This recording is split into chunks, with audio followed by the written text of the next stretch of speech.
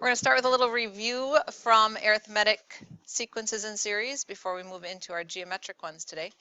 Is this an arithmetic sequence? What was the requirement for it to be considered arithmetic? All right, does it have a common difference? To find the common difference, remember you take any term minus the previous one. Okay, so we could take the second term here, 4 minus the first term, and we get 3. If we take 9 minus 4, do we get 3? Okay, so if we're not getting the same answer each time when we subtract a term minus the one in front of it, it's not arithmetic.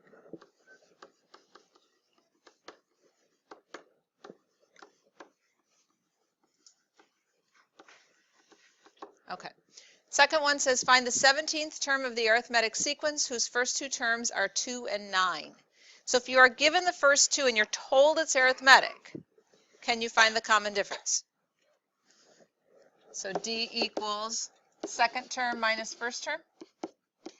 Our common difference would be 7. Okay.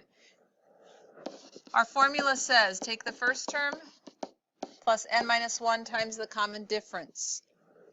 So plugging in our first term of 2 and our common difference of 7, what would that simplify down to be?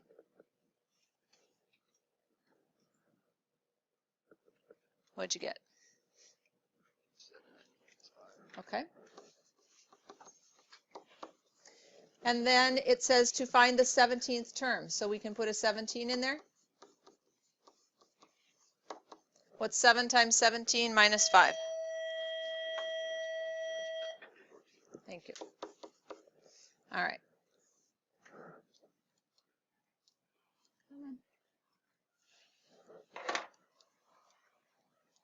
It's there somewhere. Okay. Find the nth term of an arithmetic sequence where the common difference is 4 and the sixth term is 94. That means when n is 6, a sub n is 94, right? Okay. So we're given one little snapshot of our sequence, and we are told that the common difference is 4.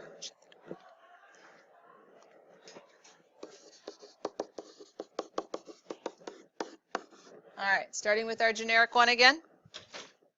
Plug in what we know. Do we know a first term? No. But we do know the common difference. I said that was a 4. And we have that little snapshot. We know that when n was 6, we should get an answer of 94. So we can work backwards and figure out our first term. Okay? So 6 minus 1 is 5. 5 times 4 is 20. If we subtract 20, we get 74. All right. Do we know enough now that we can create that general rule? So a sub n equals the first term plus n minus 1 times d. Distributing that, we get 70 plus 4n.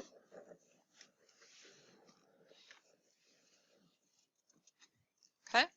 Then it says to come up with the first 5 terms. So plugging a 1 in, what's 70 plus 4 times 1? All right, and we knew that, right? We were given the first term. Just a way to check that our formula is correct. 70 plus 4 times 2. Okay. 70 plus 4 times 3.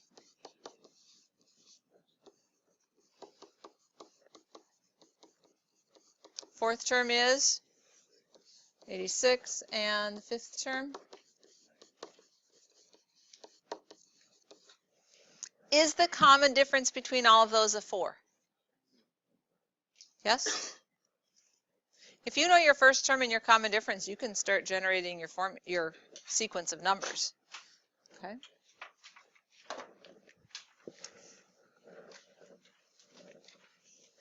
All right. So moving on to section 3, we are shifting gears now to geometric sequences and series.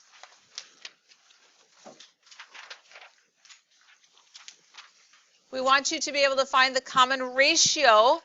We've been talking about a common difference.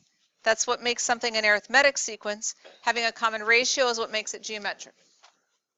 being able to write the terms of a geometric sequence, and being able to use the formula for the general term. Okay, so grab the yellow sheet. We're going to be adding some more formulas to that today.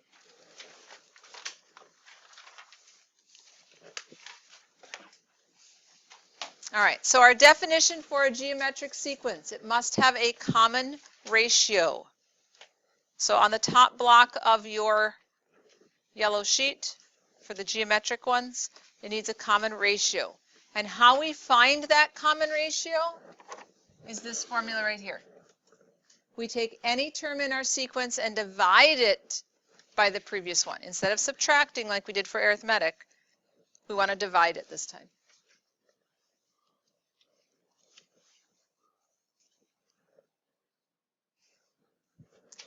All right, we're going to pause the video for a minute, let you write the next two down.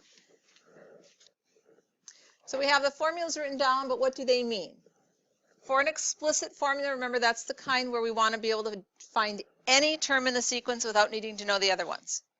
Okay, so if I wanted the 100th term, I'd want to use an explicit version. All right, I would plug 100 in here for my power. I would take a times the common ratio to that 100 minus 1 power. Okay. The nice thing about the explicit formula for geometric is there's no simplifying like we've had to do with the arithmetic ones. For the recursive formula, you have to be given that first term, right? They have to tell you how the sequence is going to start. And this just says you're going to take the previous number and multiply it by r. Okay, so let's say we have a sequence that starts with a 2 and our common ratio is 5. All right, you're just going to keep multiplying by 5. So 2 times 5 is 10. 10 times 5 is 50 times 5 is, right? You could just keep generating your sequence. Okay. Do you see some similarities to the arithmetic ones? What made something arithmetic was a common difference, right? We were just adding the same amount each time we went up. What makes something geometric is we're just multiplying by the same number each time. So there's a D versus an R in the formulas, but it's the same idea. One's a common difference, one's a common ratio. All right, first example. Find the nth term of a geometric sequence whose common ratio is -2 and whose first term is 3. And then find the first 5 terms and the 10th term. Okay, so our formula, a sub n equals our first term, a sub 1, times r to the n minus 1 power.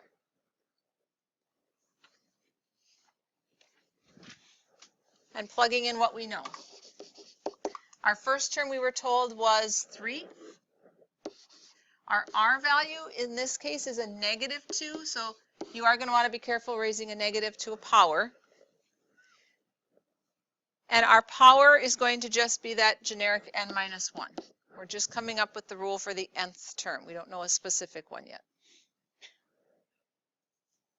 Okay, so can we generate the first 5 terms?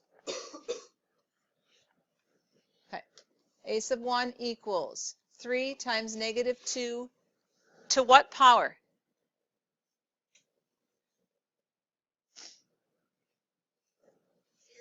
0, yes. Right, 1 minus 1? Well, what is -2 to the 0 power? And 1 times 3 is? Okay, so first term is 3, which we were told. We're just checking that our formula works, right? Our second term is going to be 3 times -2 to the first power, right? 2 minus 1, which gives us -6. Our third term is 3 times -2 to the second power. -2 squared is, careful, -2 squared is 4. 4 times 3 is 12. Our fourth term is raising -2 to the third power. And -2 cubed is -8 times 3. And our fifth term would be 3 times negative 2 to the fourth power. Negative 2 to the fourth is 16. 16 times 3 is 48. Now look at the pattern of numbers. What was it we were supposed to be multiplying by each time? Another negative 2, right? Every time we went to the next term, it was an extra negative 2 that got multiplied in. Did we multiply by negative 2 each time? Okay. To find the 10th term, what would our power be? Yeah. So negative 2 to the 9th power times 3, what do you get?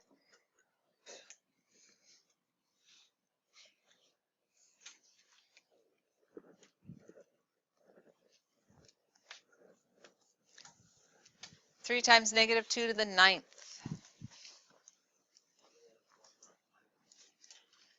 Negative. Anybody else get that?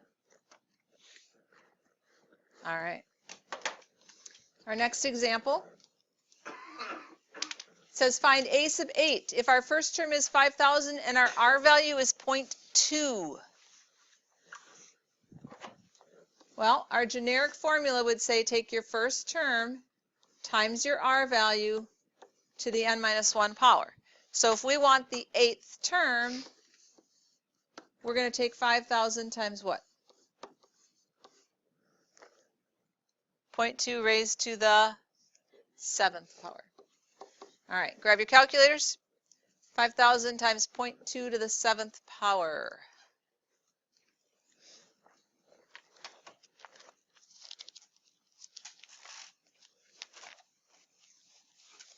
What do you get as a decimal?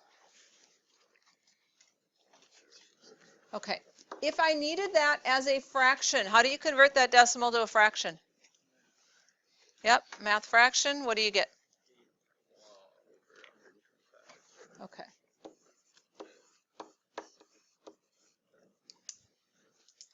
Okay.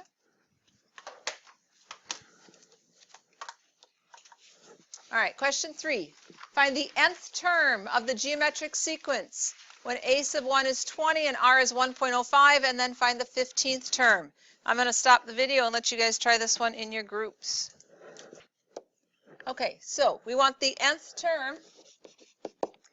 Our first term is 20, our r value is 1.05, and we need to raise it to the n minus 1 power. That's your nth rule, right? The rule for the nth term. We want the 15th term now, so the power we would use would be a 14. Yes?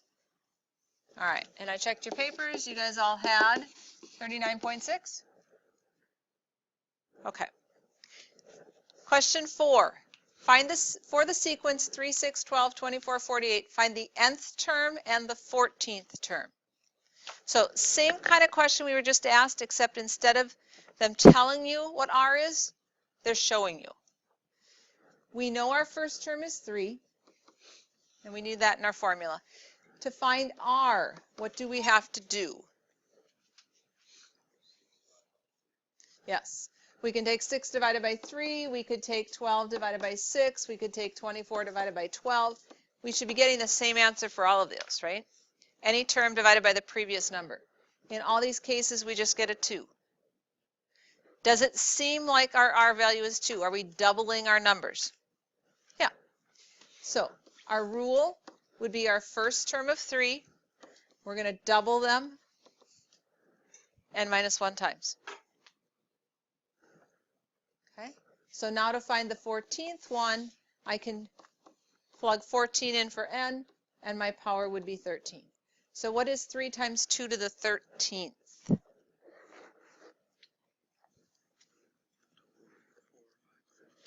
Okay. All right. Anybody else get that? Okay. All right. Last one. It says find a sub 2 and a sub 3 for the geometric sequence where our first term is 3 and our fourth term is 5.184. So again, they're giving us a couple terms, but they're not right next to each other, so we can't divide them easily to figure out our r value. Okay, we have our first term.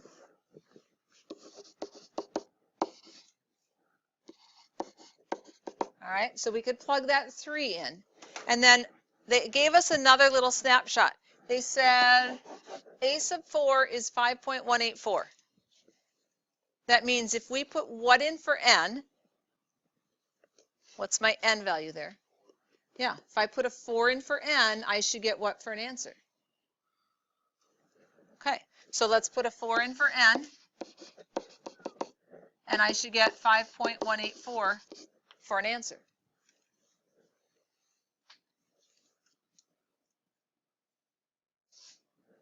All right, let's do some simplifying. Our power now is going to be r to the third. Can we divide the 3 to the other side? Yeah. So grab your calculators. What's 5.184 divided by 3?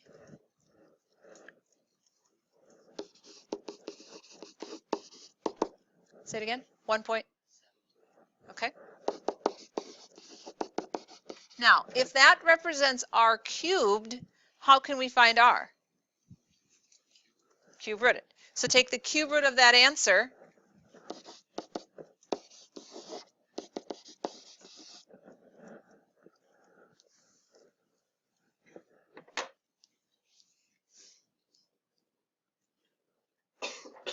What do we get? Okay, so they're giving us an r value of 1.2. Can we now find the second term and the third term? We know the first term is 3. Our r value is 1.2.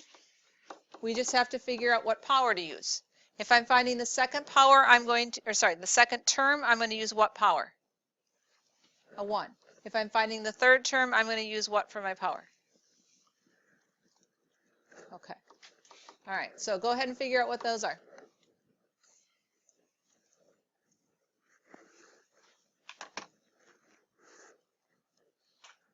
First one, you shouldn't need a calculator, 3.6. How about the second one?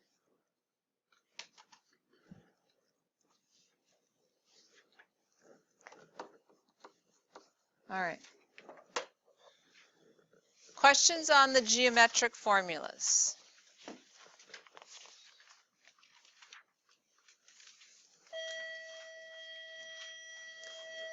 All right, your assignment, 11.3a on page 1051, numbers 1 through 24, and then skip and do 63 to 68.